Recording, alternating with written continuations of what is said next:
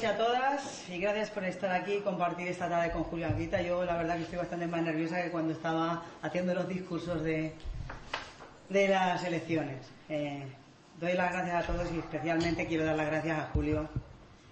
Presentarle para mí debía ser muy fácil, pero la verdad es que no es así. Pocas veces se sienta a tu lado una persona con la integridad tanto política como personal de Julio Anguita, y es algo que le permite analizar la realidad que vivimos con total independencia y sin rendir tributo a nadie. Hacer una breve reseña biográfica yo creo que es absolutamente innecesario para prácticamente todos los que estamos aquí, pero es algo obligado, así que voy a recordar, por supuesto, que Julio ha sido alcalde de Córdoba, ha sido secretario general del Partido Comunista de España, coordinador general de Izquierda Unida, parlamentario andaluz y portavoz en el Congreso de los Diputados, entre otras cosas. Pero especialmente lo que todos creo que destacamos y lo que todos conocemos de él es su coherencia y su honestidad política y personal. Para nosotros es un privilegio contar con su presencia, por lo que nos aporta de su visión de las cosas, de su visión del mundo, de la sociedad, y lo es, ante todo, porque lo que nos hace falta a la gente corriente es reflexionar para influir activamente en el día a día de nuestro entorno, de nuestro pueblo y de nuestra sociedad. Una sociedad a la que muchos de nosotros no nos gusta cómo funciona, no nos gusta cómo está organizada, porque no sirve ni a nuestras necesidades ni a nuestros intereses. Una sociedad que tenemos que transformar, y para ello es preciso un análisis valiente, hecho también con honradez intelectual y asumiendo, como no, nuestras propias responsabilidades, aunque no nos gusten. En la actualidad sufrimos políticas económicas y sociales con las que el gobierno del Partido Socialista ha encarado esta crisis. Las medidas adoptadas se han alineado claramente en defensa de los intereses de los que detentan el poder económico, una política de defensa del neoliberalismo que no es ni más ni menos que la versión actual del capitalismo.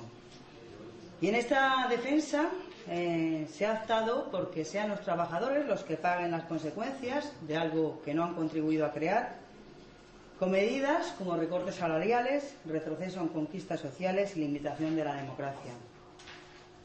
Hoy está aquí Julio para aportarnos una visión clara y crítica de esta realidad. En estas últimas semanas, cientos de ciudadanos han tomado las calles reclamando reformas democráticas y un sistema económico más justo. Construir una democracia más justa, una democracia más inclusiva, es tarea de todos y va a requerir un esfuerzo sostenido a largo plazo y una toma de conciencia por parte de todos. Yo espero hoy que Julio contribuya a aclararnos las ideas y que cada cual luego adopte el compromiso que considere necesario. Yo desde luego no voy a meter más rollo porque es completamente innecesario y creo que estamos aquí para escuchar a Julio y es sin duda a lo que venimos.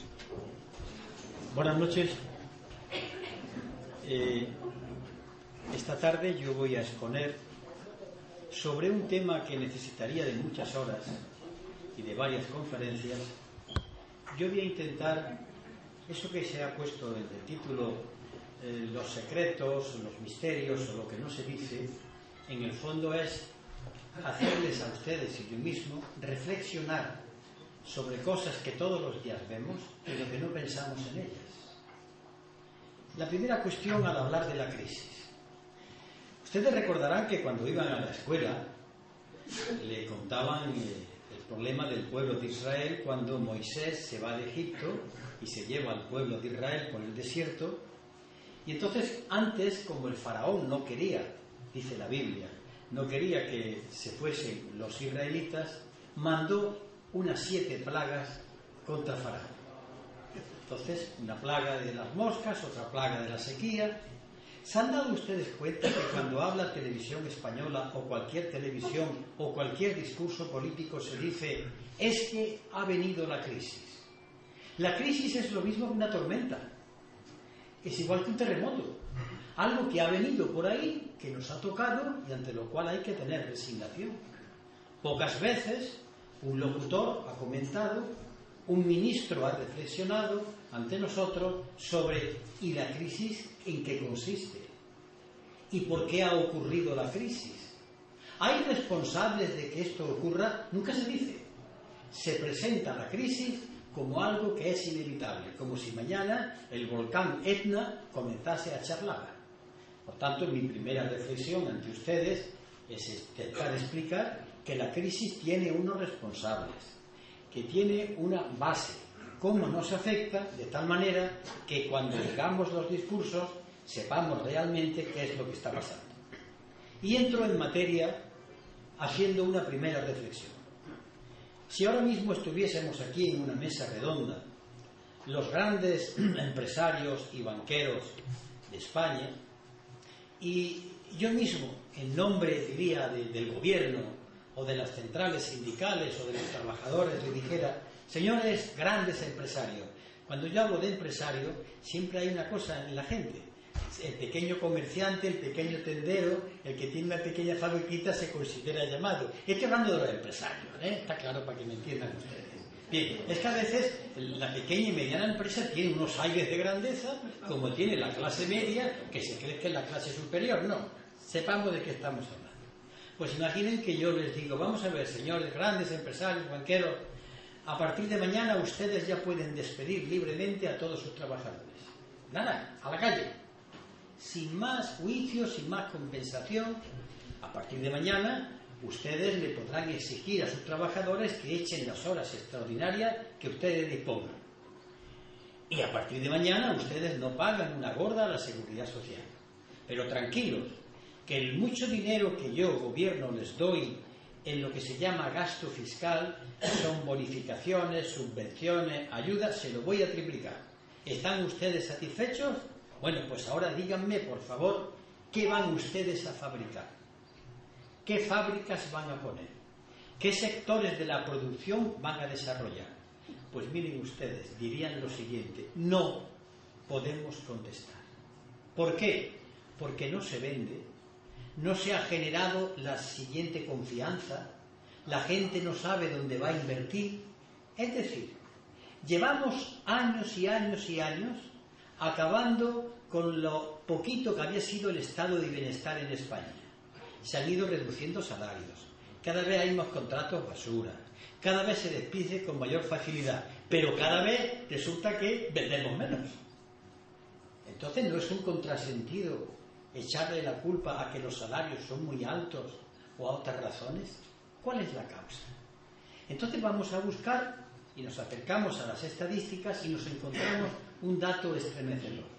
En España, tomando el sector del automóvil como media, solamente funciona un 70% del sector productivo. Es decir, las fábricas de automóviles españolas, que tienen muchos miles de trabajadores, producen al 70% de su capacidad productiva. Hay un 30% que ya no lo usan, porque no les sirve.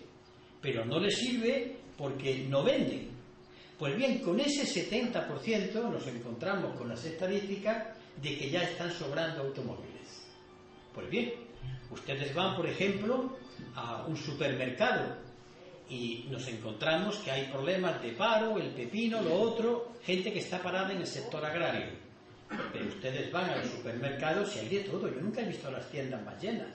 Luego alguien está produciendo, alguien está fabricando, algunas manos están trabajando. Las tiendas no han bajado sus contenidos. ¿Por qué es esto posible? Y nos acercamos y le preguntamos a los productos: ¿usted yogur de quién es? Dice: yo soy francés. ¿Usted de dónde viene? Yo vengo de Francia. ¿Usted de dónde va? Yo vengo de Alemania. Nos encontramos entonces que muchos de los productos que compramos de fuera no están hechos aquí. Y evidentemente, al no estar hechos aquí, nosotros al comprarlo, sin querer, estamos creando puestos de trabajo fuera. ¿Qué ocurre en nuestra Unión Europea? Ocurre que Alemania, que puso mucho dinero en el euro, más dinero ha ganado. Alemania es la gran exportadora, la que vende más productos que nadie, mientras que España es el país que compra más que nadie. Esto se llama un déficit de la balanza comercial. Ya empezamos a entender dónde puede venir el tema de la crisis. Luego, entonces, el problema ya no es que la mano de obra sea muy cara, el problema no es que los derechos sociales sean ominosos a la hora de pagarlos, el problema es muy otro. El problema es que cada vez que hay más paro, el problema es que cada vez que los salarios se reducen, que los funcionarios le recortan sus sueldos, que a los jubilados le paralizan la pensión, esa gente cada vez compra menos. Esa gente no compra, y al no comprar no se produce. ¿Cuál es el problema de Grecia? A Grecia, en estos momentos, la van a socorrer por segunda vez. ¿Pero qué es el socorro de Grecia? Ojo, vamos a ver eso que se llama rescate, en qué consiste. Ustedes, por ejemplo, le deben a Ciento y la Madre, le deben a todo el mundo, hasta deben de callarse, lo deben todo.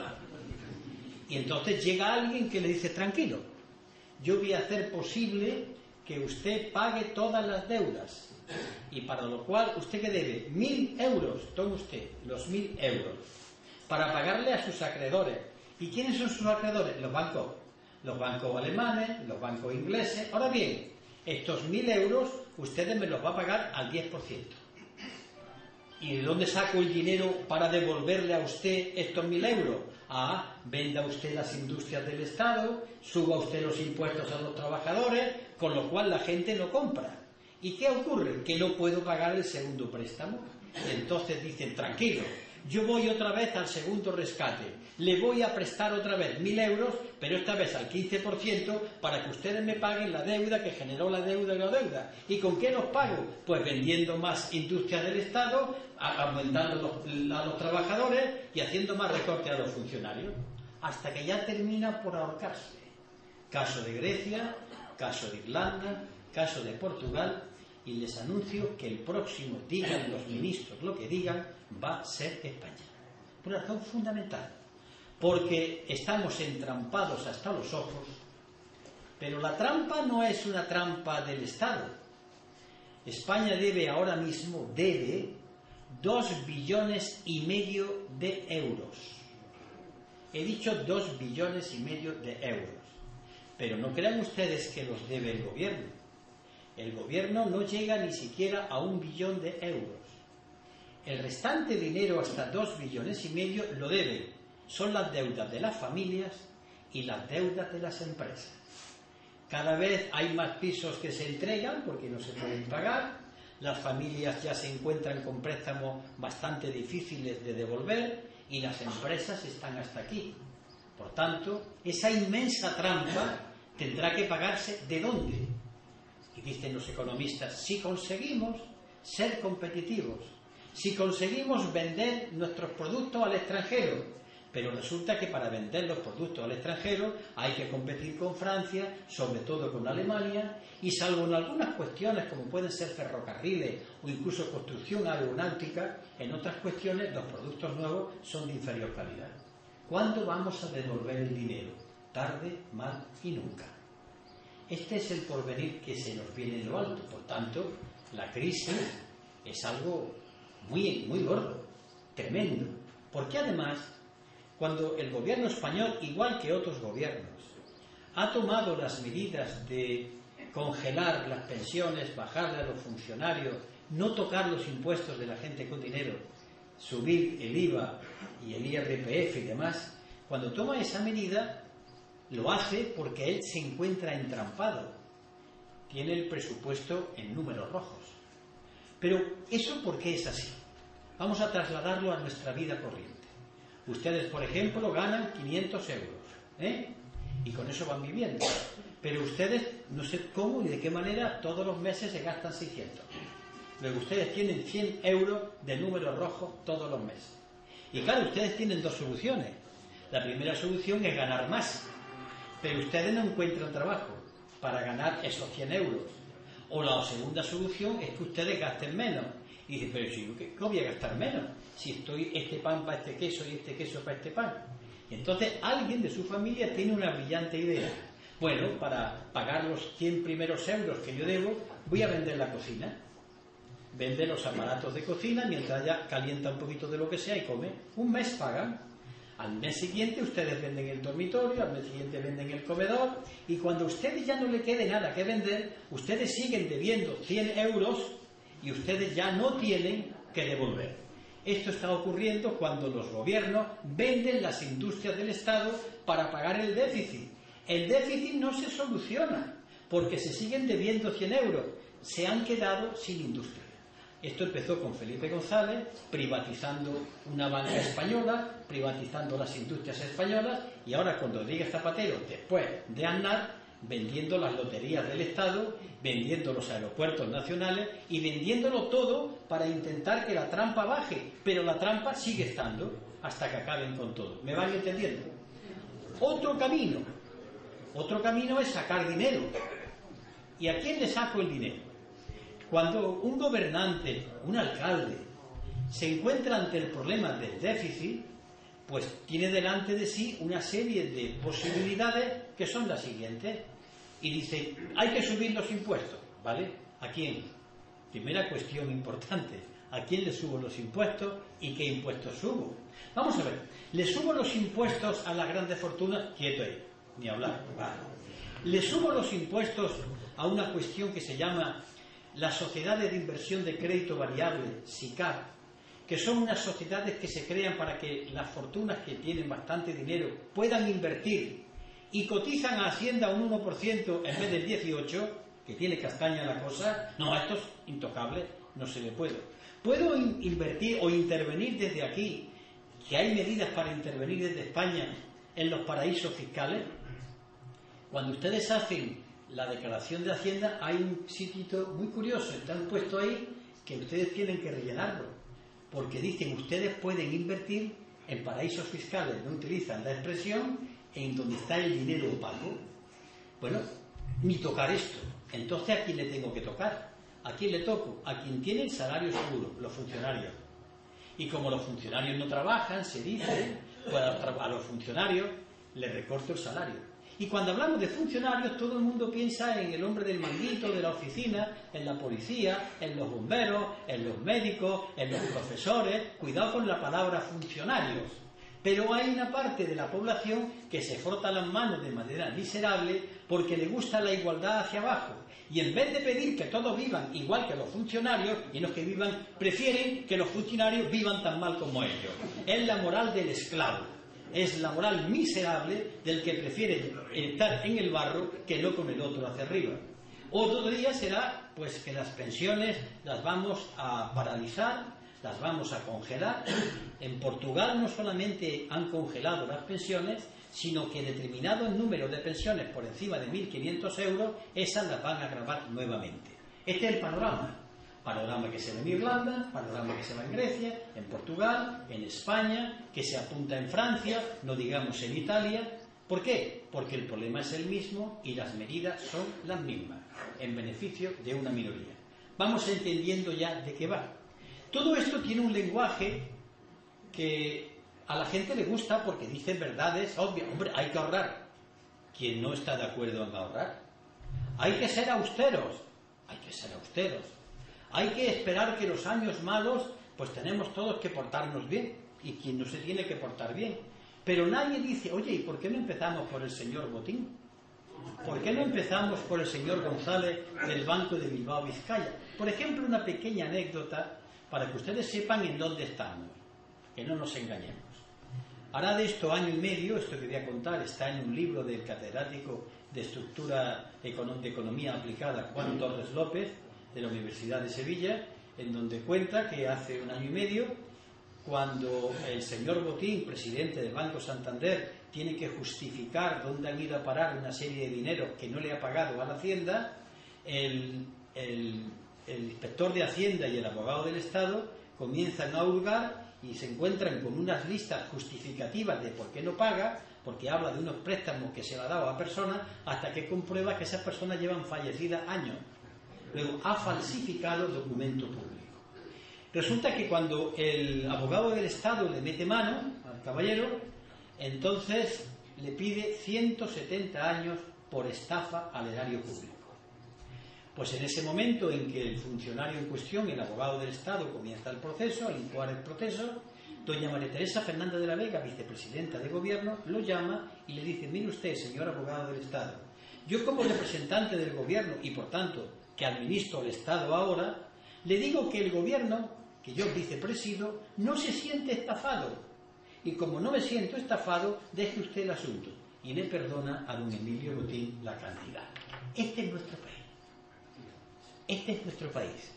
No solamente en este caso, sino en otros muchos más que están publicados y que no se sabe. ¿Saben ustedes por qué? Esto es dramático.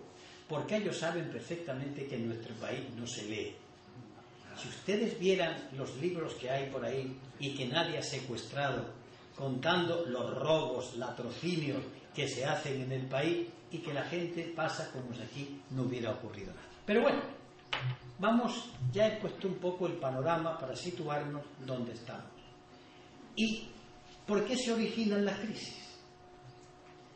Cuando yo estudiaba Historia de la Economía en la Universidad de Barcelona, el catedrático de la asignatura, que era del Opus Dei, don Valentín Vázquez de Prada, a pesar de ser el nombre del Opus Dei, nos decía: señores, sepan ustedes que el capitalismo tiene siempre crisis.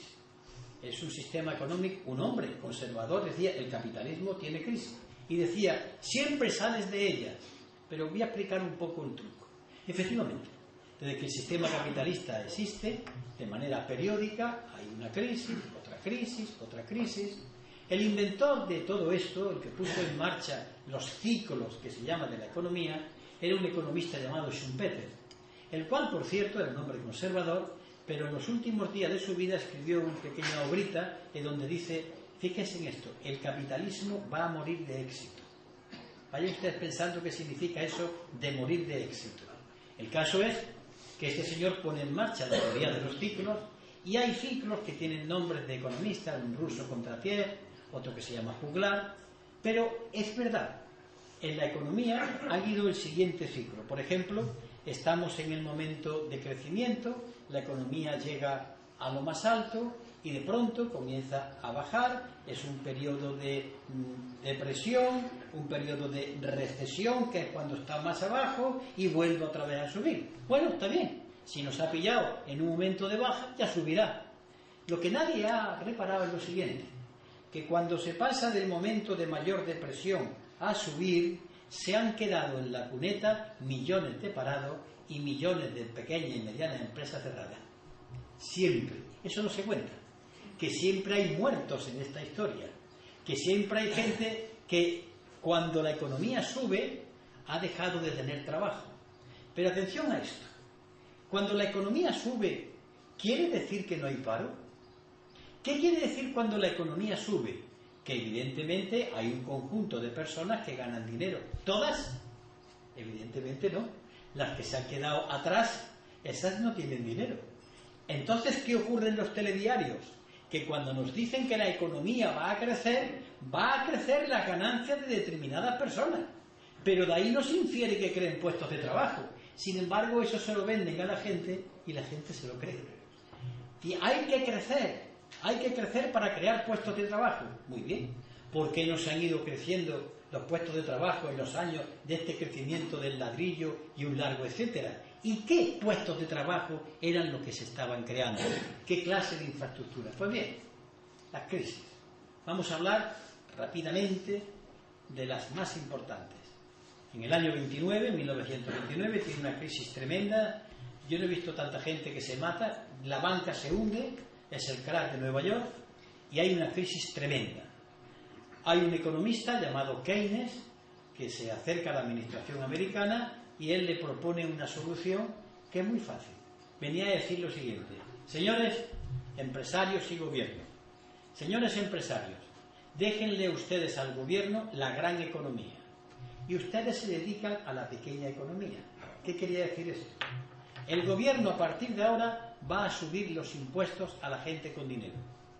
Sepan ustedes que Keynes llegó a poner los impuestos de la clase pudiente de Estados Unidos al 95% de sus ingresos. No les gustó, pero Keynes le dio una explicación. ¿Ustedes quieren morir o quieren pasar por el mal trago para que puedan ustedes existir? Es igual que al enfermo. El enfermo dice: ¿quieres curarte? Vale, pero cuidado, tienes que tomar la dieta. Cuidado, tienes que tener una vida rigurosa. Tienes que ceder para poder vivir. Y el capital americano, a regañadientes, aceptó. Con este dinero que el gobierno cogió, puso en marcha obras infraestructuras, ferrocarriles, puentes, pantanos. ¿Y qué hizo eso? Que la gente ganase dinero. Y la gente, al ganar dinero, ¿qué hizo? Automáticamente comprar cosas. Y al comprar cosas, la economía fue funcionando. ¿Cuál es el invento de Keynes? Pues es muy fácil. A partir de entonces comienza a aparecer en Europa lo que se llamó el estado de bienestar, que consiste en que la gente tiene un servicio sanitario, el nuestro como el nuestro, tiene una escuela gratuita como la nuestra, tiene un transporte público, y esto duró y funcionó. Mal que bien, son los años dorados de los años 45, 50, 55, 60, cuando los españoles se van a Alemania, cómo crece la industria alemana, cómo se desarrolla la economía. Pero aparece de pronto un fenómeno extraño. Comienza la economía a deprimirse a partir de los años 70, en la crisis del petróleo, y entonces no hay ningún Keynes. ¿Quién está en el escenario internacional? Una tal señora Thatcher y un tal Ronald Reagan. Y en vez de hacer la política que Keynes, que era un economista conservador de derecha, pero con sentido común, en vez de hacer una política de ese tipo, hace toda la contraria. Le sube los impuestos a los pobres, le traslada las rentas a los que tienen más dinero, le liberaliza los capitales, y a partir de ahí se reducen las condiciones de vida de los trabajadores. Rompe las huelgas y los sindicatos en Gran Bretaña, la señora Thatcher, y comienza un periodo de ir para atrás, para atrás, para atrás. Pero cuando termina el periodo, se dan cuenta, y aquí tengo los datos, después puedo explicarlo si me preguntan en concreto eso, que hay más paro, que la economía ha crecido, pero no tanto como se esperaban, y que el problema parece que no se resuelve. Ante esa situación, se pone en marcha otro proceso. Es el proceso que ustedes han oído la palabra, la globalización. La globalización, todo el mundo cree, y lleva razón, que consiste en que la economía ya ha ido por todo el planeta Tierra, que los pepinos de España se llevan a Alemania o van a Rusia o van a China, y que los tomates igual, y que los automóviles, es decir, el mundo se ha hecho más pequeño. Pero ese mundo que se ha hecho más pequeño, la globalización mete en esta dinámica a los países capitalistas, a los países precapitalistas que todavía no han ido creciendo, y a los países no capitalistas, China. A todos los mete en el mismo sistema y los ponen a producir. Y los pone a producir de tal manera que espera que al producir, podemos tener gente que pueda comprar. Pero observan que estallan una serie de crisis que no le encuentran solución. Hasta que alguien repara, pero un momento, nos estamos encontrando que los productos que vienen de China o que vienen de India son más baratos que estos. Y la culpa se le suele echar a los chinos, que pueden tenerla. Los chinos lo que están haciendo es vender más barato que el sistema capitalista, que es la idea del sistema capitalista que han llevado allí. Pero lo que nadie cuenta es que en China están las empresas americanas y las empresas españolas. Por ejemplo, Roca, la que hace los sanitarios, tiene empresas en China. Y vienen de China, porque se fabrican allí, pero las empresas son españolas. Es decir, nos encontramos un fenómeno curioso.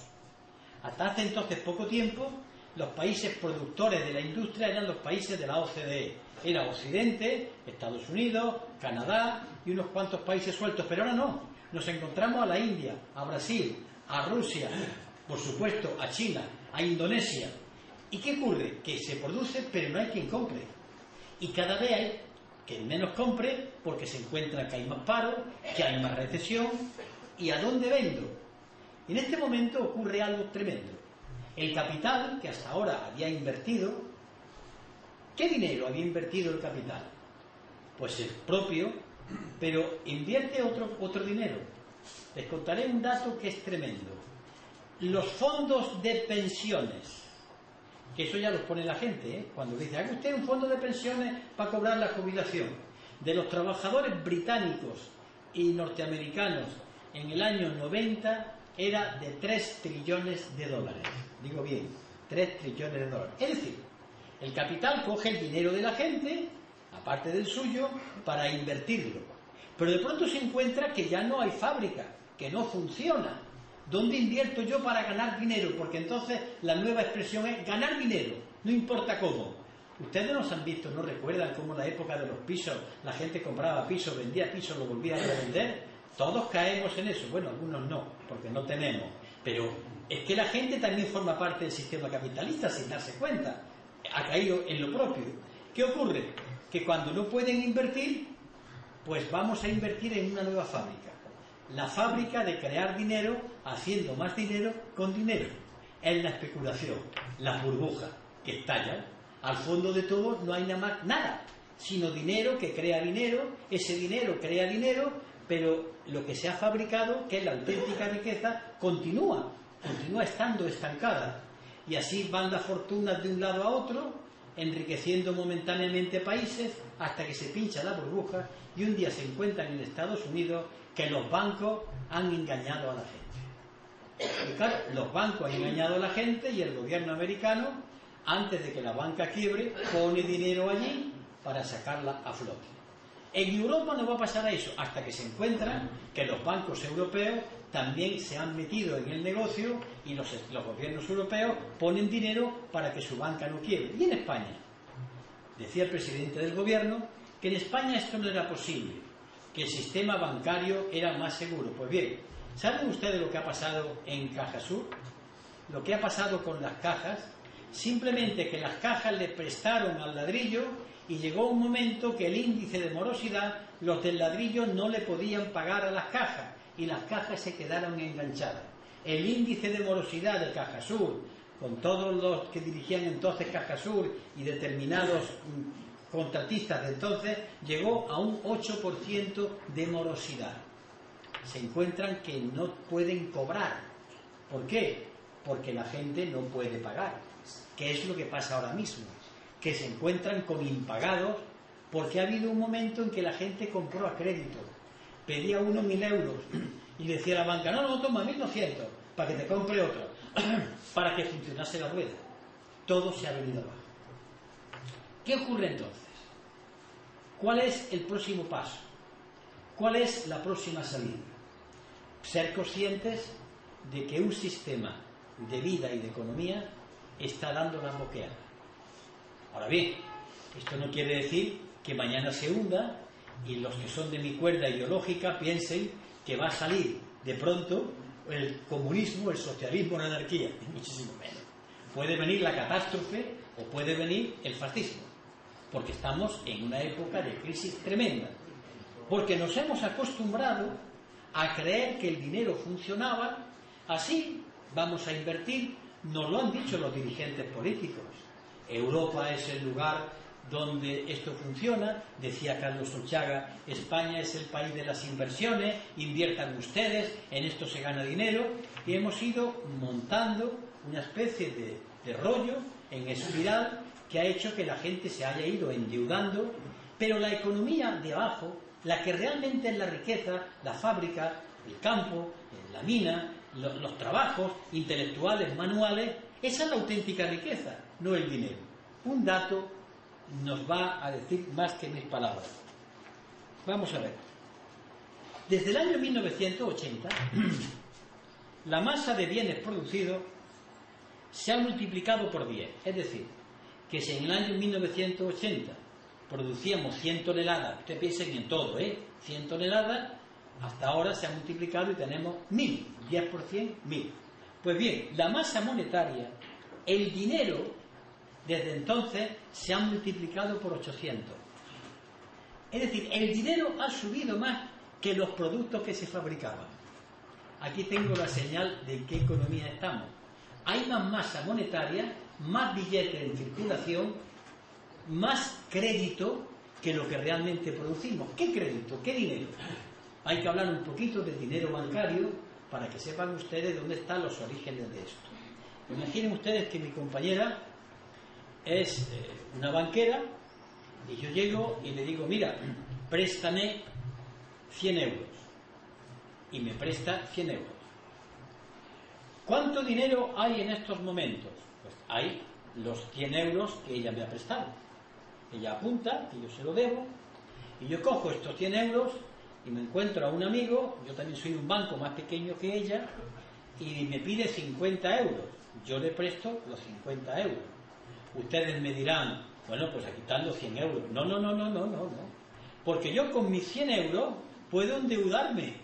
y puedo tirar de talonario, pero este de los 50 también. Luego hay 150 euros. ¿Dónde están? En el papel, pero hay 150 euros. Yo con el préstamo puedo comprar, y ella también. Pero esta otra también le presta a otro 25 euros. ¿Cuántos euros hay? 100 más 50 más 25, 175 euros funcionando y solamente 100 euros en papel. Este es el dinero bancario.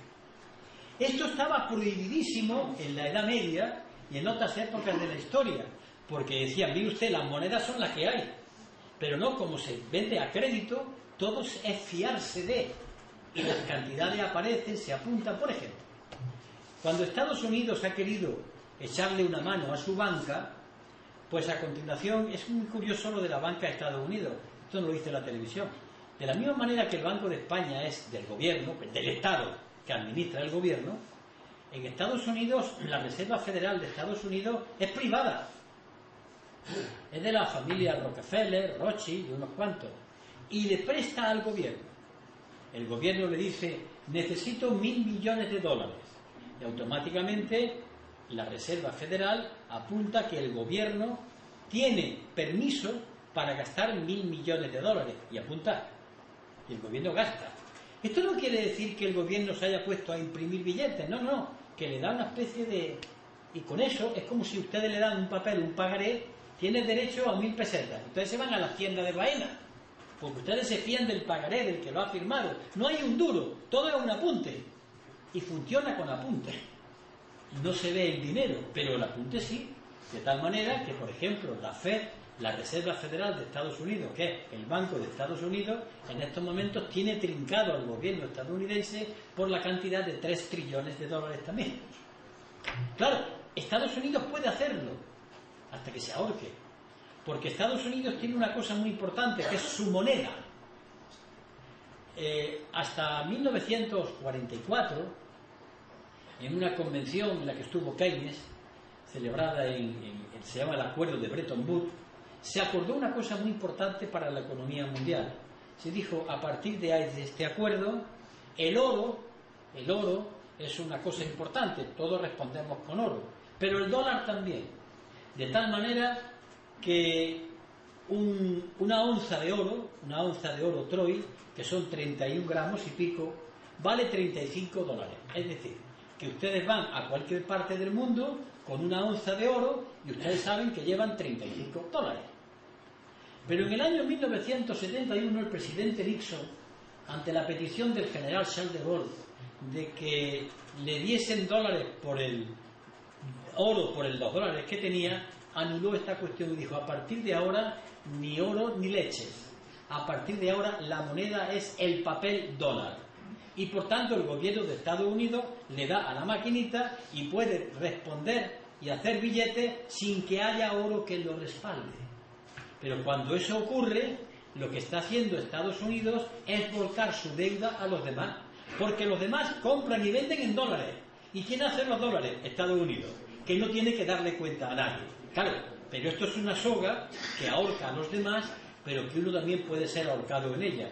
Hoy se encuentra el gobierno americano, está a punto, en muchos aspectos, de una suspensión de pago. Cerca, muy cerca, aunque tiene un potencial industrial, y sobre todo Estados Unidos tiene una base económica muy importante. Se llama la Sexta Flota Americana, se llama su ejército, que suple, por la fuerza de sus armas, aquellas cosas de economía que no consigue, porque es una economía en recesión frente a lo que ha sido la economía de Japón, la economía de Alemania, la economía china, la economía emergente todavía de India y otros aspectos. Bien, si nos damos cuenta, esta crisis es de difícil solución, porque hasta ahora estábamos acostumbrados a lo que he dicho antes, al círculo, a recesión, auge, crecimiento, recesión, aunque se quedaba gente parada y se cerraban industrias, bueno, pero íbamos saliendo. Pero ahora pasan los años. ¿Saben ustedes que la crisis empezó en el año 2007, no? Ya venía de antes, pero empezó a notarse. ¿Han oído ustedes al gobierno decir, hasta el año 12 el paro va a seguir funcionando? Y dicen, digan usted el 15. No encuentran salidas. Y es normal. Pero claro, al no encontrar salida es porque ya no saben qué hacer con el sistema. Lo que ocurre es que desde otras ideas no hay la alternativa preparada, porque todavía seguimos pensando con las ideas clásicas. Un ejemplo: los sindicatos, hasta ayer o hasta hoy, siempre han tenido una idea muy clara. Yo tengo que ir a la huelga. La lucha obrera consistía en participar en la tarta. Hay una tarta en que el capital participa y los trabajadores pelean por coger una parte cada vez mayor, normal. Esto está dentro de lo que se llama la lucha de clase. Pero bueno, lo que ocurre, y si la tarta ya no existe, y si la tarta ya no vale, ¿qué va a repartirse? Es decir, el problema es que ya no vale, crezca usted gobierno de manera indefinida, a crecer, dice el gobierno. ¿Y qué hago? Más pisos están sobrando. ¿Qué hago? Más pepino.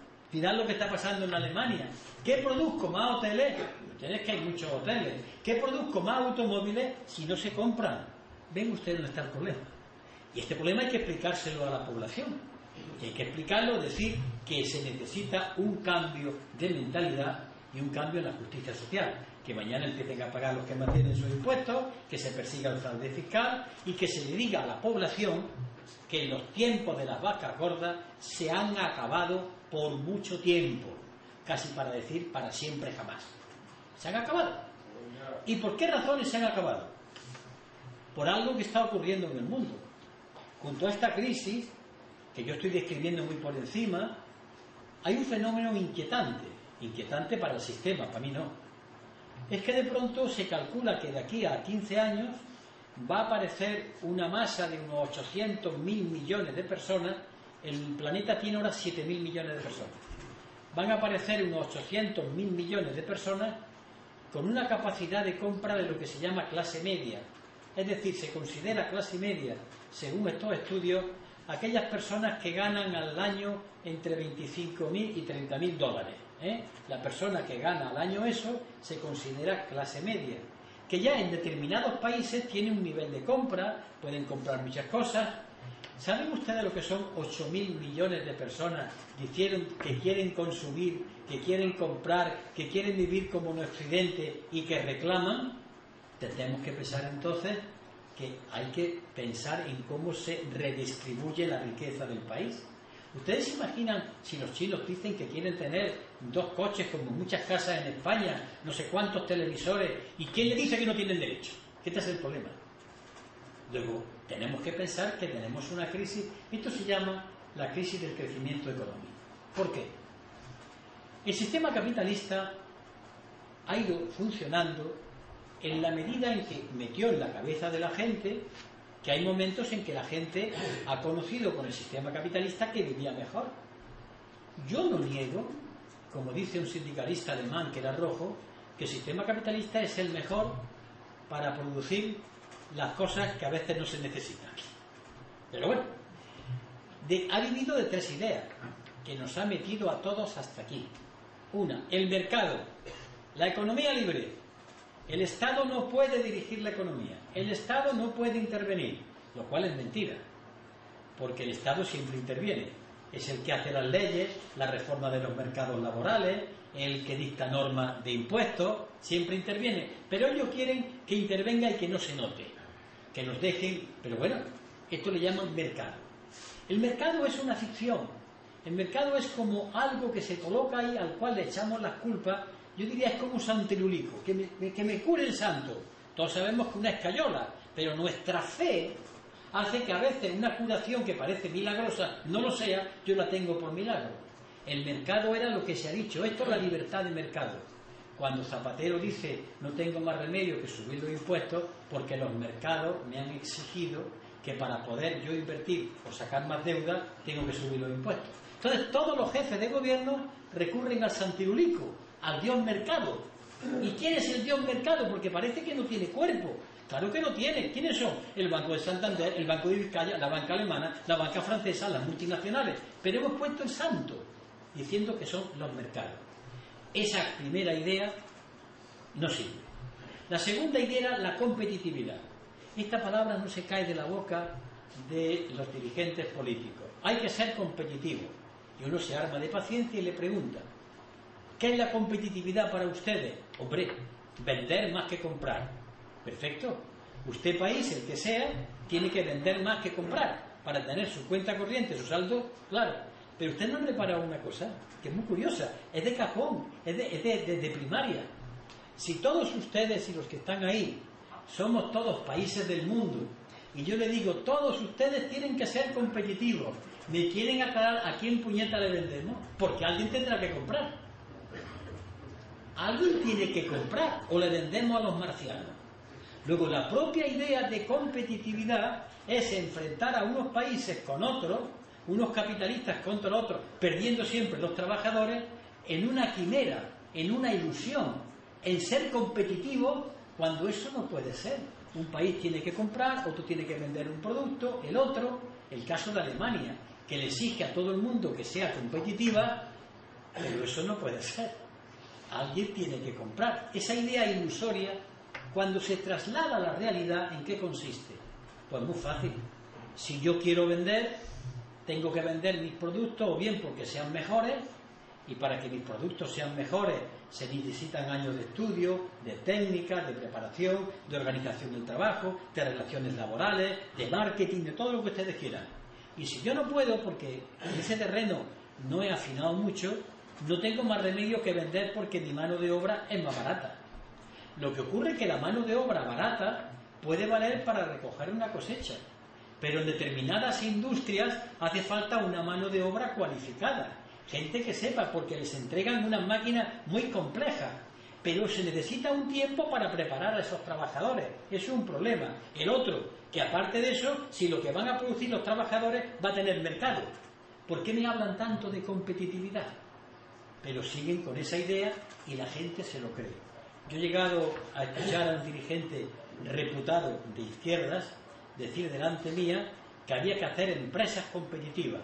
Ese hombre estaba hablando de enfrentar un país con otro, una empresa contra otra, y que los trabajadores de esas empresas, como los perros se pelean por una carne que le echan, empezasen a pelearse por ser más competitivos. Verbigracia. Cuando algún ministro dice que hay que quejarse porque el presidente Chávez o cualquier otro de esa línea ha cogido y le ha subido los impuestos a las empresas españolas y que trata mal a las empresas españolas, sale el estúpido patriotismo que Chávez trata mal a las empresas españolas. Señores, a mí me la traen al pairo las empresas españolas. Y si mañana hay que subirle los impuestos a Chávez, que se los multiplique por 4. Pero nos consideramos enseguida que como son españolas, tienen derecho a explotar a los venezolanos. Y hay que decir, oye usted, yo para eso no soy español. Yo prefiero estar con los de mi clase y no con las banderas. Pero esto es un cambio. Y el tercer concepto, el del crecimiento sostenido. Este es el delirio. Hay que crecer, hay que crecer, hay que crecer, hay que crecer. ¿Hasta cuándo? ¿Por qué no se fabrican más pisos? Sigamos, porque no se venden. ¿Por qué no se fabrican más coches? Porque no se compran. Luego, la idea de crecimiento tiene un límite. Pero aparte de eso, no solamente el límite que pone la naturaleza. Yo no puedo soportar más carbono en la atmósfera, ni más agua contaminada, ni más procesos fabriles. No puedo. Alguna vez tendré que parar. Pero es que la vida occidental es consumir, consumir. Porque usted párese porque no se puede. El planeta está limitado. Pero siguen hablando de crecimiento sostenido. Ahora bien, ¿cómo? A mí siempre me ha interesado mucho, he sido alcalde y he tenido que recibir muchas visitas que venían a solucionar el problema del paro en Córdoba. Ah, papá, es usted. Y siempre era lo mismo. Queremos licencias para poder construir. ¿Dónde? Pues a mí me han llegado a ofrecer construir nada menos que en el convento de capuchinos, que tiene una huerta deliciosa en el medio de Córdoba, o como aquel que pretendía construir en el Parque del Retiro de Madrid. Claro, ¿cuál es la idea que prenden las poblaciones?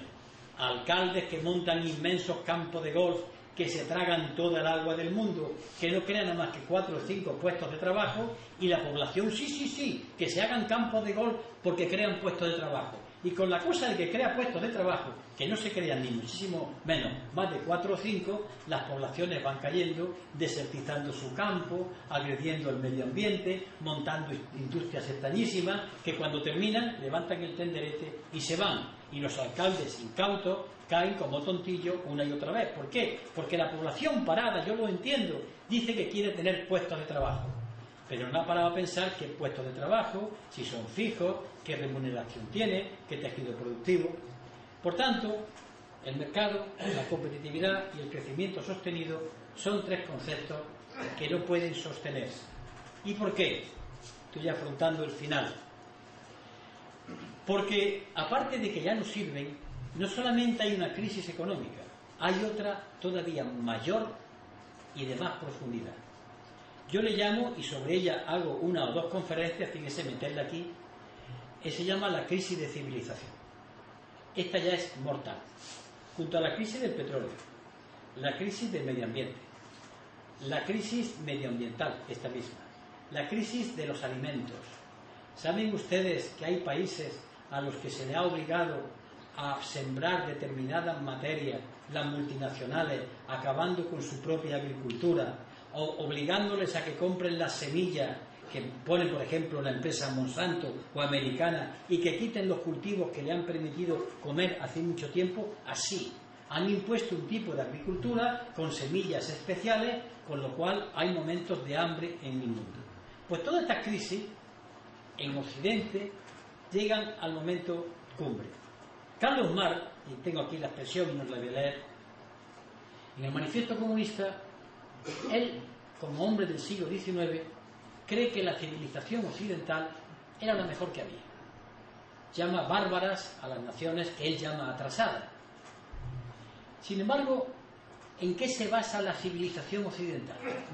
La civilización occidental es entendido como Europa, Norteamérica, Canadá, algunos países que descuellan, lo que ha sido siempre el capitalismo, ¿no? ¿Cuáles son las características? Tiene dos. ¿En qué se ha basado el capitalismo? En dos pilares. Primero, la industria. El capitalismo industrial comienza a existir en el siglo XVIII en Gran Bretaña con la máquina de vapor, después aparece la electricidad, comienza después la robótica, la fibra de vidrio, es decir, la empresa, el sector que da origen al nacimiento del proletariado. Es decir, Occidente, es decir, fábrica, es desarrollo capitalista.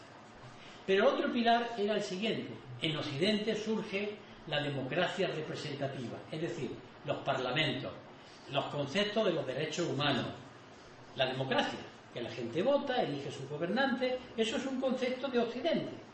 Y durante un tiempo ha ido con las dos banderas: el desarrollo industrial, el sistema democrático, con muchas comillas, pero democrático representativo. A veces han chocado, pero ha llegado un momento en que el primero, con su crisis, se está comiendo al otro. Cuando Rodríguez Zapatero dice yo tengo que obedecer a los mercados, Rodríguez Zapatero olvida que a quien tiene que obedecer es a los que lo han votado. Pero se pierde. Y entonces las decisiones ya no se toman por los gobiernos. Las decisiones las toman formalmente unos ministros que se reúnen en Europa, pero por lo alto están las cuentas de los bancos. Esto es lo que hay que hacer. Y entonces la soberanía popular que los ha elegido se encuentra traicionada. Pero es más, los parlamentos que elegimos para que legislen ya se callan, ya no legislan sobre economía, ya no intervienen, eso lo dejan ya para Bruselas. ¿Y en qué queda la política? En meterse uno con otro 4 años o cada 4 años para sacar el acta. Pero ya la política no interviene en la economía. ¿Por qué? Porque la política no puede acercarse a la economía. Y aquí me quiero parar. Ese es el mayor disparate, yo diría, el mayor crimen que se dice y nadie quiere atajar. La política significa las decisiones que toman los colectivos. Que funcione la cosa muy mal, de acuerdo, pero la política es las decisiones de los seres humanos. Un banquero no puede decidir frente a los intereses de la mayoría. ¿Quién decide por nosotros, bien o mal? A las personas que hemos elegido. En el momento que las personas que elegimos obedezcan a quien nadie ha elegido, en ese momento la democracia ha muerto y está muerta. Hagan ustedes conmigo o después en su casa un ejercicio. Cójanse la Constitución española. No van a leer nada más que 2 títulos. el título preliminar y el título séptimo. Léanlo despacito. Los españoles tienen derecho a... ¿Se van ustedes a morir de risa o de llanto? No sirve para nada. Cuando dice el artículo 47 que todo español tiene derecho a vivienda, pues yo ahora hago una propuesta que estoy haciendo por ahí. Miren ustedes, cuando se demuestre que a alguien que está hasta aquí, que le van a quitar la vivienda el banco, y se demuestre que no puede pagar la hipoteca porque no puede, y se demuestre que no tiene más vivienda que esa porque no tiene otra residencia, el banco pierde la hipoteca, porque el artículo 47 dice que todo español tiene derecho a la vivienda. ¿Pero qué estoy diciendo? Un conflicto. Por primera vez, en toda su crudeza, el conflicto siempre ha existido, pero por primera vez la legalidad, las leyes, los derechos humanos chocan frontalmente contra el mercado. Son incompatibles, no pueden mantenerse, no pueden sostenerse. Esta es la crisis de una civilización. Cuando sus dos pilares chocan y uno se traga al otro, esa civilización está muriendo. ¿Tienen ustedes ideas claras? O miren ustedes más. Hace años un señor que fue muy conocido, el presidente del Bundesbank, Hans-Tim Meyer, lo dijo con una claridad tremenda. Dice, los políticos deben saber que tienen que obedecer las órdenes de los mercados, que es la de los bancos. Bueno, pues muy bien. Dice Juan español que está en la plaza y se rasca la cabeza, pues que se presenten los bancos a las elecciones. No. Lo que ocurre es que las elecciones se presentan no para mandar, sino para ser capataces. En España el amo es Botín, el capataz es Rodríguez Zapatero. Y si gana Mariano Rajoy, será el nuevo capataz. El problema de estos capataces es que en su discurso le hacen creer a la gente que cambiando de partido gobernante y no cambiando el modelo van a conseguir más cosas. Es el truco de los prestidigitadores, de los ilusionistas. Y si no, díganme. Vamos a la realidad española. Año que gobierna don Felipe González. ¿Quién empezó a privatizar y a vender las industrias del Estado? El señor González Márquez. ¿Quién hizo las primeras reformas del mercado laboral? El señor González Márquez. ¿Quién continuó la faena? El señor Aznar López. ¿Quién la ha continuado después? El señor Rodríguez Zapatero. Y por tanto, los españoles a la hora de votar la derecha, la izquierda, caen, y perdónenme cariñosamente, caen a veces como tontillos. Porque igual que los niños cuando van a ver los cristovitas, ¿saben lo que es los cristovitas que se dicen en Córdoba? Está el bueno y el malo. Y los niños, el malo le pega al bueno, los cristovitas son fulanito, menganito, la derecha, la izquierda, son iguales. Pero el pueblo español vuelve a caer en el tema de los cristovitas. Tranquilo, lleva cayendo hace siglos. Porque tampoco es que ustedes se sientan especialmente afectados. Claro, por eso no se explica nunca lo que hay detrás, por qué existe esto, por qué ocurren estas cosas. Y por ejemplo, cuando el señor Rodríguez Zapatero dice, no, hay que hacer sacrificios para que no nos rescaten. ¿Qué está diciendo? Saben ustedes que a Grecia la han rescatado, ¿no? Han rescatado a Irlanda y a Portugal. Y entonces Rodríguez Zapatero tiene una auténtica preocupación porque no tenga que llevar la banca internacional y decirle, queda rescatado. Que es lo mismo que decir, date preso. Queda rescatado porque, ¿por qué? Porque es una pérdida de prestigio internacional. Pero el rescate no es ni más ni menos que pagarle a Zapatero las deudas que tiene en nombre del Estado con otro préstamo que le da. Sigue debiendo esa cantidad y más. Ha cambiado de de acreedores, pero sigue debiendo la misma cantidad. Pero claro, ¿qué hace? Para evitar el mal trago de que llegue el rescate, yo cuento siempre la misma historia. Yo era un niño en la época en que a las madres nuestras nos daba siempre por purgarnos. Y me daban aceite de ricino. Y era tan malo, y sobre todo era tan malo cuando mi padre me cogía la nariz para tomármelo, porque eso es repugnante, que yo, porque no me cogiera la nariz, yo me la cogía pero tragaba. Pues bien, Zapatero intenta con las medidas evitar lo que es inevitable, pero de hecho ya nos estamos rescatando. Es el autorrescate.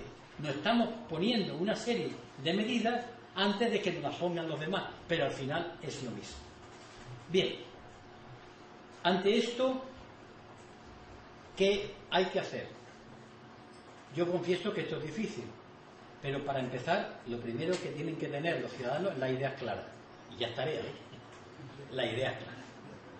La idea es clara y sobre todo dos conceptos que yo repito muy otra vez, soy muy cansado, soy muy cansino. Es la vieja técnica del maestro escuela repitiendo lo mismo, pero cuando alguien o la mayoría de la sociedad diga, miren ustedes, la economía es una ciencia, de acuerdo, pero una ciencia que no decide nunca. Quien decide es la sociedad y los poderes públicos que la representan democráticamente. Y por tanto la economía tiene dos señores a los que tiene que obedecer. Primero, al desarrollo y la posibilidad de la vida en el planeta, la biosfera. Crecer económicamente mientras nos cargamos el planeta, ni hablar. Lo digan todos los economistas del mundo, porque nos cargamos la vida. Y la segunda, la economía tiene que estar a las órdenes de los derechos de los seres humanos, los derechos humanos. Es decir, la economía tiene que estar al servicio de que haya vivienda, al servicio de que haya puestos de trabajo, al servicio de los derechos humanos, no los derechos humanos al servicio de la economía. Pero hasta ahora lo han vendido al revés. ¿Y cómo se asume? La economía tiene que crecer para crear puestos de trabajo. ¿Dónde? Vamos a ver, en el sector del automóvil están cerrando secciones enteras, que la pasaban andando con la SEA y con la Renault. ¿Dónde? ¿En la construcción? ¿Dónde va a crecer? Más pisos. Si hay montones abandonados, venga, ¿qué vamos a producir? ¿Dónde entonces pueden estar los sectores de futuro? Estoy pensando con decenios por delante. Y hay tres líneas de puestos de trabajo, hablando del reparto de la hora de trabajo y otras cosas que no vienen al cuento. Primer eje, lo que podríamos llamar sanidad y bienestar social. Médicos, ATS, practicantes, cuidadores sociales, asistentes sociales, esos son puestos de trabajo necesarios para que los mayores, los chicos vivan mejor. Ese es un puesto de futuro, que nunca se agota. Dos, lo que podríamos llamar educación, que no es solamente los institutos, la escuela y la universidad, sino la cultura. Hacen falta mucha gente para eso. Y tres, el medio ambiente, desde quitar hierbas en los campos para que no haya incendios, desde rescatar acuíferos, desde la repoblación forestal, desde crear filtros verdes, de ir regenerando la basura que se tira y reciclando. Todo eso es una inmensa cantidad de puestos de trabajo de futuro. Y evidentemente el sector primario, la agricultura, la industria, pero ya la industria no puede absorber esa mano de obra y con otros parámetros de tiempo de trabajo. Esto es una revolución. Pero yo cuando pregunto, dígame usted algo que no sea esto, no me contesta. Es que no hay respuesta. Hemos llegado al límite de un crecimiento, no de todo, en que el planeta ya no puede seguir. Ellos lo saben. Por eso Schumpeter dijo esa frase, el capitalismo morirá de éxito. Ha llegado a todas las partes y ya no puede, a no ser que vaya a la Luna, que vaya a Marte, a crear más desigualdades. Por tanto, el problema es gordo, el problema es grave. Y solamente nosotros, aparte de estas ideas que yo estoy dando, solamente para poder pararlo, tenemos que recuperar la posibilidad de pensar por nuestra cuenta. Miren ustedes, esos que yo llamo cariñosamente chalados, que están en las plazas de España, que a lo mejor pueden crear problemas a la gente, son de una educación tremenda, de un respeto tremendo, esos ya han empezado a hacer sonar la campanilla, por una razón. Forman parte de las generaciones que no tienen porvenir. Díganme ustedes cuál es el porvenir de sus hijos, porque yo tengo uno parado y otra que no sé qué será cuando termine de estudiar. ¿Y ustedes? ¿Dónde está la salida de los puestos de trabajo? Venga, ¿dónde está? ¿Qué ocurre? Que hay un porcentaje hoy de chavales jóvenes que viven con el padre. Como hay muchos barrios de Córdoba y de Sevilla y de Madrid en donde la familia vive de la modesta pensión del abuelito, que están viviendo del jubilado mucha gente, pero esa esperanza de vivir hasta que se mueran, los que van manteniendo, ¿qué hay después? ¿Qué pensión van a percibir si encima se tienen que jubilar a los 67 años tras haber cotizado 38? ¿Pero dónde está el trabajo que le permita cotizar 38 años? Pero todo esto que es elemental, que es sencillo, que no hace falta estudiar, no se enfrentan a ello. Mañana ya creceremos, ya vendremos. Bueno, o esto se para, y se para haciendo que la gente piense y que reconsidere cuáles son las formas de vida, y que llegue un momento que se tire a la calle. No para pegar voces ni apedrear a nadie. Tirarse a la calle le llamo yo ocuparla, pero con un proyecto, convenciendo, luchando ideas, serenamente, tranquilamente, como el agua que riega, suave, no como el torrente. Y estas son las lecciones, las experiencias de una crisis que no tiene solución. En todo caso, puede pasajeramente, ayer, antes de ayer, 2 comentaristas económicos decían: el paro va a bajar un poco este año, pero crecerá muchísimo el 12. La pregunta. ¿Por qué? Porque los que estudian los análisis, las fabricaciones, las demandas de compra, están viendo las tablas económicas. ¿Cuándo está la salida? Nadie da una fecha. No le pregunten a Rodríguez Zapatero, no lo sabe, yo tampoco. No le pregunten a Mariano Rajoy, no lo sabe. No le pregunten a Obama, no lo sabe. Ni a la Merkel, ni a Sarkozy, no lo saben. Eso sí, ellos tienen que vender confianza. Es como lo que yo cuento muchas veces, la pianista del Salón del Oeste, que para que no se oigan los disparos tocaba el piano mientras estaban matando los pistoleros. Lo mismo, hacen lo que la pianista en el oeste americano, porque los tiros realmente existen. Bueno, y ahora que he terminado, vamos a abrir, si se va a abrir. Bien, ahora os ruego varias cosas. La primera es que, si os parece, yo cada 3 preguntas voy a contestar. Pero yo ruego que las preguntas sean concretas. Permitidme que haga una broma. El conferenciante soy yo, no me deis conferencia. Y yo contesto. Eso, una. Y que sean claras, y si yo sé contesto, si no. Y otra, cuando termine mi exposición, yo os agradecería que no me vengáis en masa a saludar, porque acabo agotado. Dejadme tranquilito y yo lo agradezco. Empezamos.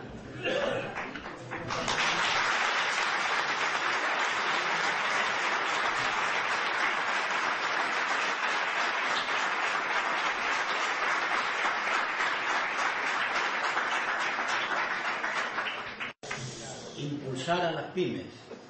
Indudablemente eso suena bien. Suena muy bien lo de las pymes. Pero vamos a entrar en materia. ¿Qué necesitan las pymes? Menos impuestos, ¿no? Sí, ¿no? Menos impuestos, mayor crédito, y sobre todo las pymes necesitarán que haya un gobierno, unos poderes públicos que les digan: estas son las líneas por donde vosotros podéis exportar. ¿Cierto? No sé si alguna cosa más. Pues bueno, empecemos primero. Crédito. Que las pymes no sueñen. No van a tener crédito. Porque para que haya crédito hace falta que la banca sea nacionalizada. No vaya usted a pedir un préstamo al Banco Santander. Entre otras razones, porque no se lo va a dar. Porque no confía el Banco de Santander, ni cualquier banco, en que se regenere la economía. Por tanto, primera cuestión, la tiene usted clara. Sin embargo, ese banco que a usted no le presta dinero, sí que ha hecho una cosa. Ese banco, el Banco Central Europeo, le ha prestado dinero a ese banco al 1%. Y ese banco, en vez de coger el dinero del 1% y prestárselo a usted al 3%, ha comprado deuda pública del Estado español que ha invertido para darle dinero a ellos, con lo cual han pirateado. Tenían que estar en la cárcel, pero ahí están. O sea, que usted ni las pymes ya está bien de la cárcel. Que no hay solución con este sistema, no la tiene. Segunda cuestión. Usted plantea que se le den unas líneas de producción, eso es lo que yo quiero saber. Yo he empezado con mi ejemplo. ¿Saben ustedes, pymes, no sé si es usted, las pymes en general, cuál es el horizonte que tienen en la producción? Vamos a ver, carpintería, fabricación de cosas domésticas, ¿dónde están? Porque eso es lo que es una pyme. Y también sé el dato, que están en el 95% de los puestos de trabajo, lo sé. Pero quiero decir yo, ¿a ustedes quién les dice? ¿Hay alguien que les diga, tenéis garantizada la salida? Eso, no la tienen, claro. ¿Qué le dicen a usted? Espérense ustedes que haya confianza. De pronto llegue aquí algo, bien.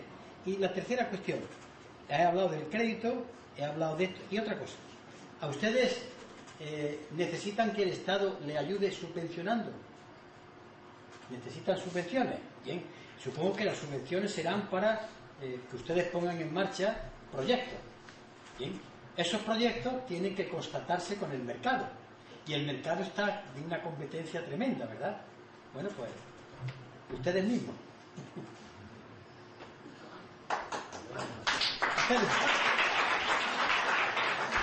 Que esto en otra situación se podía hacer, claro, pero las pymes cuando piden estas cosas, yo les pediría, pídanlo ustedes que tienen derecho y razón, pero pidan que la banca se entregue, si no están ustedes cantando en la luna.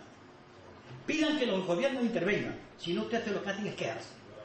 Pidan que, y digan, ¿y qué van a poner ustedes?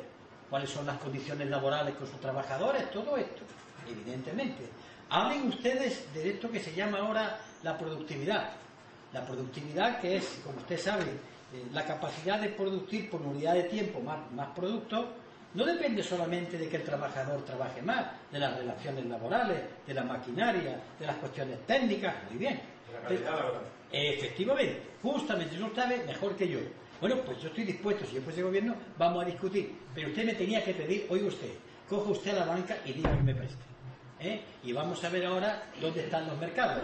Y a lo mejor hay que decirle al pueblo español, yo sé que esto para los europeístas de salón me van a excomulgar. Señores, compren productos españoles. Ahora dirán, no, esto es intervencionismo, esto es que nos tenemos que defender ante lo que hay. Y entonces yo le pido a las pymes que si firman eso, vamos para adelante y las relaciones laborales con su gente. Ahora bien, ¿de dónde saca el dinero? Dos cosas. Vamos a hablar de el salario de una persona. Le voy a contestar a usted, pero tengo que sentar las bases. Toda persona, todo trabajador que trabaja, porque hay algunos que no trabajan porque están en paro, recibe 3 salarios. Lo que pasa es que se cree que recibe solo uno. El del sobre, eso se llama salario directo. Después hay otro salario que recibe y que no lo tiene como tal, el indirecto. El instituto de sus niños, el hospital, las medicinas, la cultura, el centro cívico del ayuntamiento, yo qué sé. Todo aquello que le sirve para que su vida sea mejor. Pero recibe otro salario, además, son 3. El salario diferido, la pensión. ¿Cuál es el sueño imposible? Que un trabajador cobre una magnífica paga, tremenda, que además tenga una enseñanza de calidad buenísima, una salud extraordinaria, una cultura extraordinaria, que no pague impuestos. Esto es imposible. Entonces vamos al grano. ¿Por qué no pensamos que el salario directo puede en su momento ser menos cuando usted le garanticen la perfección, los libros, la educación, la asistencia? Claro, ese es el debate que tengo que decir que las centrales sindicales le da horror a entrar en él. Y lo he dicho porque cuando pusimos en marcha una iniciativa legislativa popular para repartir el tiempo de trabajo, yo no puedo decirle a un empresario, tiene usted 7 trabajadores, ponga usted 20 más. Y dice, ¿cómo? Claro, lleva razón. Entonces hay que hablar también con el empresario de esta situación de lo que es el salario. ¿Por qué? Porque sí hay. Con estas condiciones sí hay. Hay gente. Basta con que tenga un salario, sepa que no tiene que gastar ni un duro en todas estas cuestiones, que tiene su cultura asegurada. Es un cambio de sociedad. Y si en todo caso, para empezar, ¿dónde sacamos el dinero? Pues se lo voy a decir. Banco de Santander, a pagar. No sé qué, hay que sacarlo donde está. Banco de Bilbao Vizcaya, a pagar. Sociedades de inversión de capital variable, a pagar. Fraude fiscal, a pagar. Paraísos fiscales, a pagar. Y esto no fue en la Rusia soviética, fue en Estados Unidos, cuando Keynes grabó con un 95% a los capitales. Y era un capitalista inteligente que quería salvar el sistema, pero sabía, hay que sacrificarlo. Pero actualmente eso no es utopía. Actualmente es peor, una quimera. Una quimera. Y lo otro, bueno, pues estoy de acuerdo con la intervención del compañero, de peor. Me ha preguntado el compañero que si la solución a esto estaría, y me ha dado una expresión, socialismo real. Nunca, unas palabras son solución, salvo que voy a hacer una serie de razonamientos. El problema, se llaman países del socialismo real a los antiguos países del sistema soviético, de la órbita de Oriente, países que se autodefinieron como del socialismo real. Es una aclaración para los demás. Imaginemos que esa es la solución, pero el problema es cómo llegamos ahí, porque claro, es como cuando algunos compañeros míos dicen la solución la tiene el comunismo, y la gente, vale, macho, muy bien, bueno, ¿y qué? ¿Cómo llegamos? Es que ese es el problema. Entonces, las grandes ideas no son formulaciones como bendiciones que basta con decirlas para que resuelvan los problemas. Tenemos entre nosotros muchas veces maneras de pensar propias de la religión. Comunismo, ya está la palabra mágica, como la palabra de Dios. No, son expresiones. ¿Cuál es el problema, por ejemplo, que tuvo Cuba después del 31 de diciembre de 1958? O la Unión Soviética después del triunfo de la revolución. Las revoluciones nos encantan porque siempre nosotros las vemos en el cuadro de la inmortalidad. Triunfan los rojos, triunfan las revoluciones. Sí, y al día siguiente, ¿de qué se come? Y al día siguiente, ¿qué pasa? Y al día siguiente, que ya no hay tiro y las poblaciones dicen que quieren vivir, ¿qué desarrollo económico hay? ¿Qué disciplina ciudadana? ¿Qué participación? Y que eso hay que hacerlo, porque si no, no hay revolución. Y eso es lo difícil.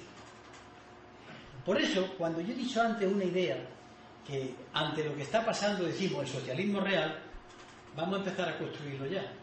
Que nadie sueñe que se hunde el capitalismo y sale como la Venus de Donatello, sale la sociedad nueva. No. ¿Por qué no empezamos a construirlo? ¿Cómo? La siguiente manera. ¿Por qué no empezamos a construir cooperativas? Vamos a intentar. Cooperativas de nuevo cuño. ¿Por qué no empezamos desde cooperativas de vivienda, cooperativas de consumo? ¿Por qué no empezamos a vivir de otra manera? Dentro del sistema vamos a ir creciendo el otro para que lo vaya desalojando. Pero decir, cuando venga el socialismo, y no me refiero a usted en este caso, cuando llegue el comunismo, pero mientras hay que vivir como capitalista, es un poco extraño. Claro, esto implica la concienciación. Esto implica, y voy a ser muy claro, por ejemplo, cuando le plantean a mucha gente, hágase usted un fondo de pensiones, os voy a hacer una advertencia de los fondos de pensiones. En muchos casos es el timo de la estampilla. A los profesores de California se han quedado sin fondo de pensiones. Y en Holanda, porque es que le piden a usted que invierta para tener otra paga o una jubilación. La condición es que ustedes paguen todos los meses si tienen empleo fijo. Bueno, pero sin embargo, ¿por qué no luchan ustedes para que yo cuando me jubile ustedes tengan una pensión para vivir? ¿No? Eso es crear la nueva sociedad. No, es que esto no me lo tiene, es que me lo tienes tú que hacer. Y tengo que estar luchando para crear esos espacios. Claro, y yo sé que esto es duro. Si no, el socialismo real es una invocación que se hace, que puede llenar nuestra emotividad, pero que no sirve para nada. El que haya estudiado un poco lo de la Revolución Soviética se da cuenta las contradicciones, los problemas que al día siguiente tuvo que vivir la Unión Soviética para empezar a desarrollar una economía que estaba atrasada, porque eso de la revolución, lo más hermoso para mí es eso. Porque llegar al gobierno casi es fácil. El problema es cómo se administra después al día siguiente. Por eso cuando yo nunca, y lo digo porque como hay aquí camaradas míos que me han oído y que se han metido conmigo en algunos sitios, yo soy comunista. Pero yo nunca hablo de comunismo. Nunca. Porque hablo de lo que a la gente le atrae. ¿Es verdad que todo el mundo tiene derecho a un puesto de trabajo? Pues vale. Ya te dirás tú descubriendo lo que es eso. Lucha por lo inmediato. No le obliguemos a que la gente piense como nosotros, que no hace falta. Que es la respuesta que le di a un funcionario del Ayuntamiento de Córdoba, un alto funcionario, cuando llegó a dimitir a mi despacho de alcalde, pobre de mí, que yo no sabía nada, estaba ahí sentado. Señor alcalde, vengo a dimitir porque yo soy católico, apostólico y romano y yo no soy comunista. Le dije, mire usted, para comunista yo estoy yo ya bastante. Vaya a trabajar. Es decir, pero a nosotros nos pierde la idea sacral de llevar el estandarte. A la gente hay que acercarse de los problemas que tiene diarios. Que ya se va del partido si quiere, y si no, pues importa. Pero el caso es que, y ese es el cambio que tenemos que operar. Lo inmediato, lo concreto, lo que a la gente la motiva, lo que le perturba, lo que le angustia. Perdón si me extendo. Si hay derecha e izquierda. Otra cosa es quienes se ponen el manto y lo han confundido. Porque lo que usted está diciendo es de izquierda. Ah, pero un momento, permítame que hable yo ahora. Lo que usted está diciendo ha sido el pensamiento de la izquierda de siempre hasta que, como dicen en los pueblos, se daleó. Pero izquierda y derecha existen, han existido. Lo que ocurre es que alguien se puso el manto de la izquierda y a lo mejor era de la derecha y viceversa.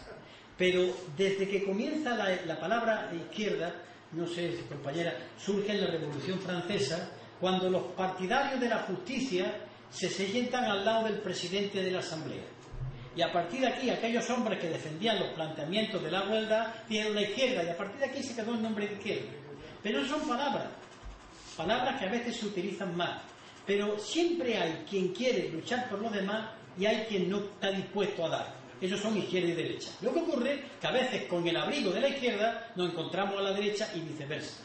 Pero el concepto, la que haya gente que luche por los demás y gente que luche solo por él, eso ha existido siempre. Nosotros le llamamos derecha e izquierda, consecuentemente. Pero siempre han existido, de verdad, siempre.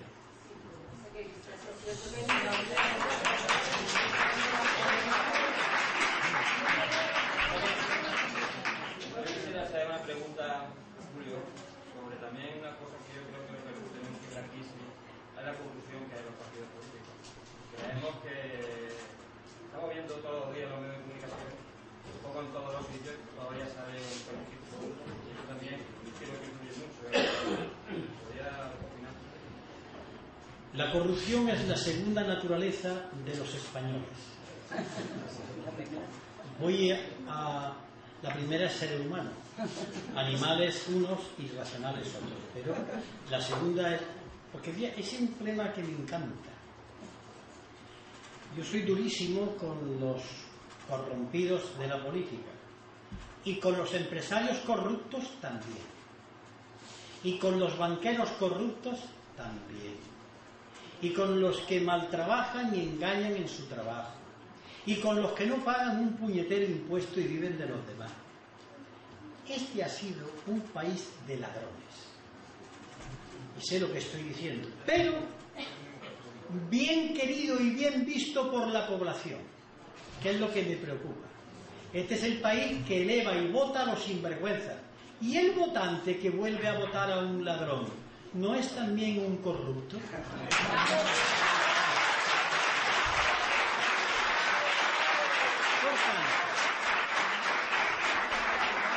¿Cuál es el problema del político por el que yo soy muy duro con los políticos corruptos? Porque el político es de su pueblo, de su sociedad, no son de otra raza aparte. Tienen los fallos que tiene su pueblo. Un pueblo, usted lo oye en las tabernas, hace bien en robar, ya haría lo mismo. Ese es tan ladrón como el otro, lo que pasa es que peor, no puede. Un momento. Ahora bien, cuando un hombre o una mujer llegan a ser elegidos y este está hecho del mismo barro, tiene entonces por mor de esa elección que cambiar y combatir la corrupción. Esa es la responsabilidad. Vamos, yo he llegado a escribir artículos que en caso de un político corrupto, para mí el ser político debía ser un agravante. Pero en una situación que al primer comerciante, al primer banquero, lo trincan y vayan al tren a robar. ¿Cómo es posible que Botín y la señora vicepresidenta Teresa de la Vega, lo que he contado, estén en la cárcel? ¿Cómo es posible que los Albertos, los maridos de las Popovi, estén en la cárcel después de haber sido condenados? ¿Cómo es posible que tanto sinvergüenza esté por ahí? ¿Y cómo es posible que la gente lo vote? ¿Qué ha pasado en el país valenciano? Entonces, ¿qué quiero decir? Que luchar contra la corrupción es algo tan importante que hay que quitar a los políticos corruptos y a los que los sobornan y a los valores que hacen posible la corrupción. El fullero en el trabajo es un corrupto pequeñito Y la corrupción grande se mantiene, como dice el pasaje bíblico, ya mucho de la Biblia, no soy creyente, pero cuando dice que estaba el rico Pulón comiendo manjares y el pobre Lázaro allí cogía las miguitas. Pues hay corruptos pequeñitos que sostienen la corrupción grande. Son como los perros que defienden al amo. Y yo en eso de la corrupción es que me parece que es que hay que ir a muerte. Pero eso sí, no colocando solamente al corrupto político, que también a los demás. Vayamos a que los que entregan los sobres se salgan de rositas.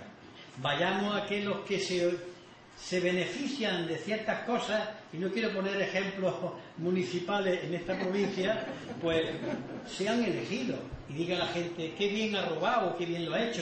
¿Ustedes recuerdan a Gil, el fenómeno Gil en Marbella? ¿Ustedes recuerdan otros casos que han pasado en España, cómo la gente después ha ido a votar? Bueno, pues eso es corrupción. Así que duro con los políticos corruptos, pero ojo, que nos quedemos solo con los políticos corruptos, porque entonces hemos hecho la operación a media.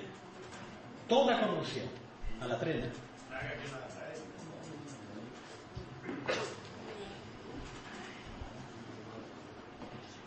¿Más preguntas? Pues, si no hay más preguntas...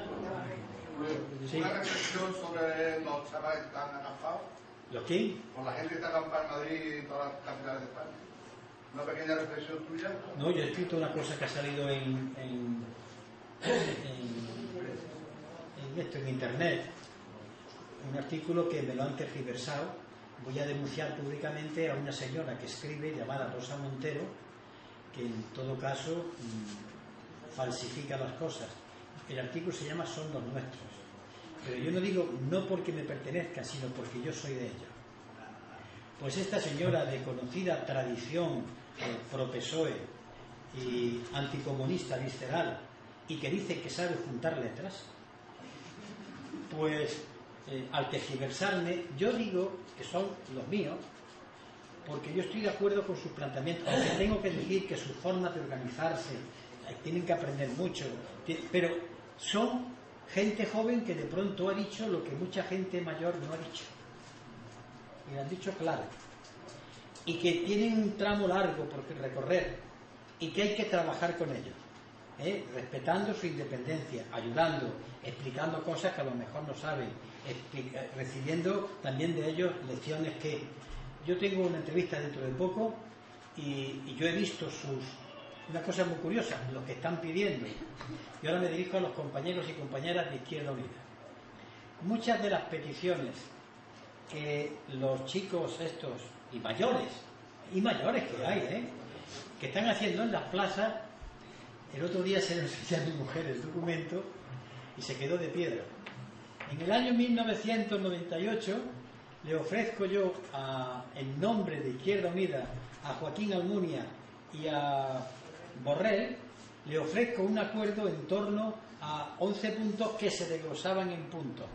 Todos estaban ahí ya, en el año 98. Tengo el documento. ¿Qué ha ocurrido? Pues voy a ser crítico con nosotros mismos.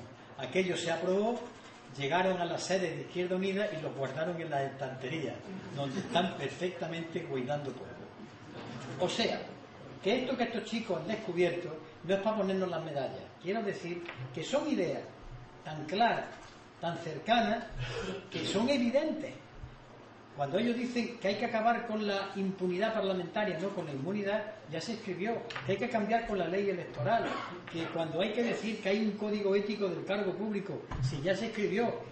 Y le digo a mis compañeros de Izquierda Unida que si me lo recordáis, yo os puedo mandar ese documento, si no lo tenéis, aquí creo que no lo tenéis, es la intervención parlamentaria, que no la hice yo, que yo lo hacía en nombre del grupo, y se lo ofrece, y está ahí. Vienen todas, y cuando lo leáis, dice, ¿pero esto qué es? Y es del año 98.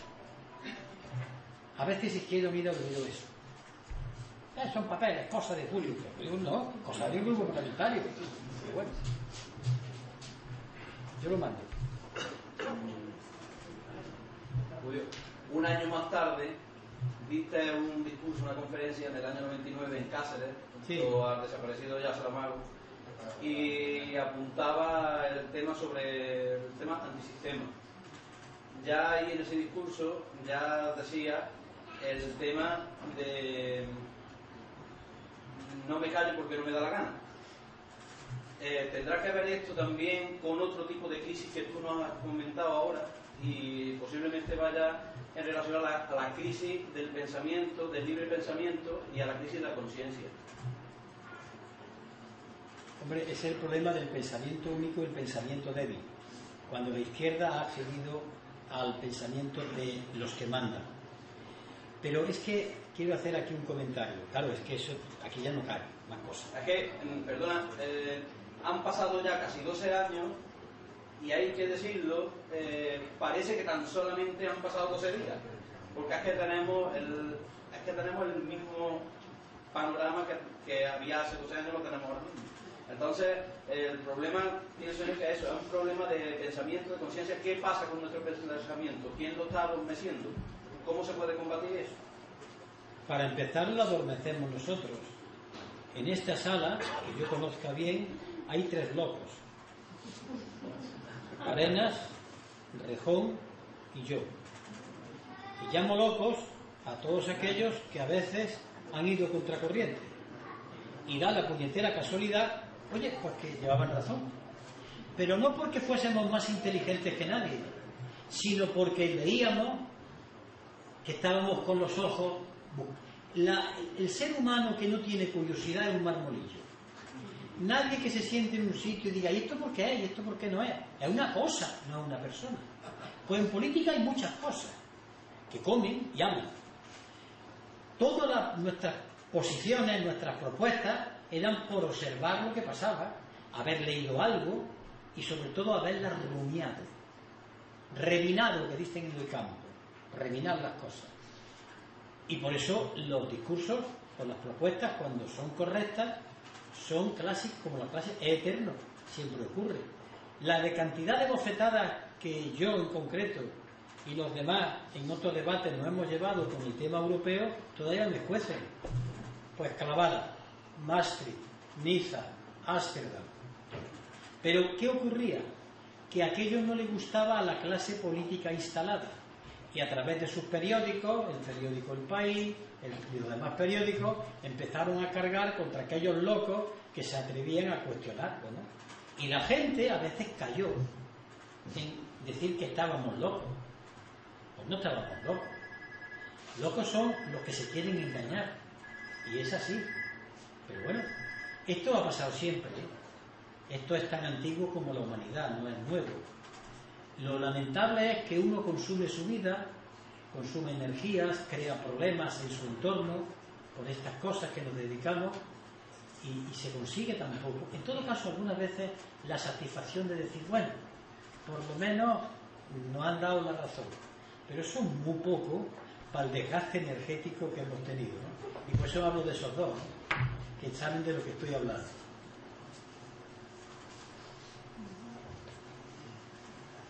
Y hay otro loco. Acá que está allí, Julián Montes. No digo que los demás de izquierda no lo sean. Estoy hablando de mis locos más conocidos. Porque estaba, acá que está aquí otro más. Y aquí estos dos.